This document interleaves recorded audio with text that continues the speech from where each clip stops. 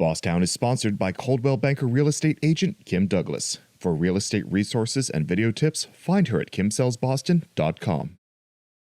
Well, it's a hot one out here, but I was with Sarah Harmon today. She's the creator of School of Moms, who's all about mindfulness and being present. So even though we were sweating during this interview, it was such a joy to talk to her. MOM stands for Mothering Oneself Mindfully. It's a resource for women to provide education, support, and tools around mothering ourselves because we matter. You have your mindfulness all together.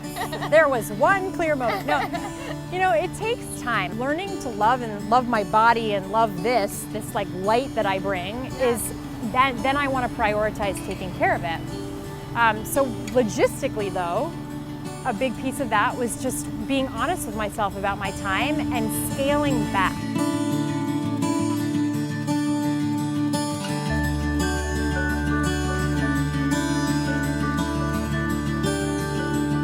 My name is Sarah Harmon. I'm a licensed mental health therapist and a yoga and mindfulness teacher based in Boston.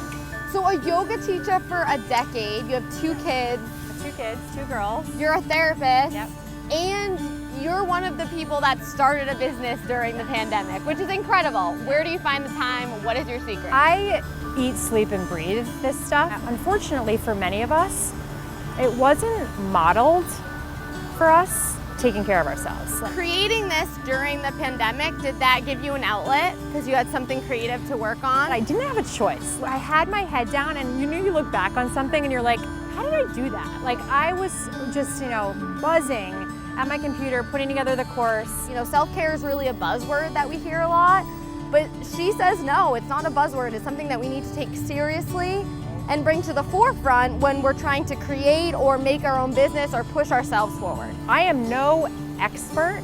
The only expert on that one woman who wants to do what she wants to do is her. There's a foundational course that's 6 weeks and it leads into a membership, which is ultimately like where we just dive in. Right now we're talking about boundaries and we're gonna be talking about some big topics. One of the things that she said is that women themselves run on the cycle of patriarchy. A man has a 24-hour cycle, and as a woman, as you know, we have a 28-day cycle. So women are trying to constantly compete in this man's world, but really we should be listening to ourselves and what's happening inside us. So there are certain parts of the month where you're more creative or want to go inward, and that's something that we don't really take into account. Using mindfulness and my experience, I've been able to come to a place where now I actually really feel comfortable helping others do the same. As a woman who's hard on herself and is really pushing forward and trying to do a million things at once, she really gave me perspective that that's not always the best case scenario. There's a lot of pressure on women to do it all,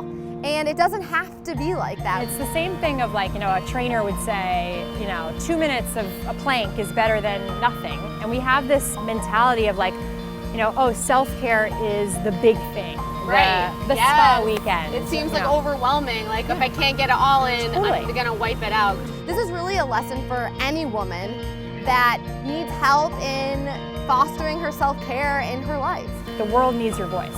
The world needs your offering, and there's plenty to go around. The cool thing about women is that when we are successful, however we define that, all we want to do is help other women. Talking to her for these short minutes really gave me like a breath of fresh air, like, okay, like life is messy and things don't always work out like they're supposed to, but that doesn't mean that everything's falling apart. Sometimes in the worst parts of our lives, that's where the gift is. When something really bad is happening to us and we're in it, it's always like, why me? Like, why is this happening to me, universe, or whoever you believe in? And when you're in it, right? Yeah. And so it's like COVID. And one of the ways we can cultivate our own happiness is finding meaning in the hard stuff.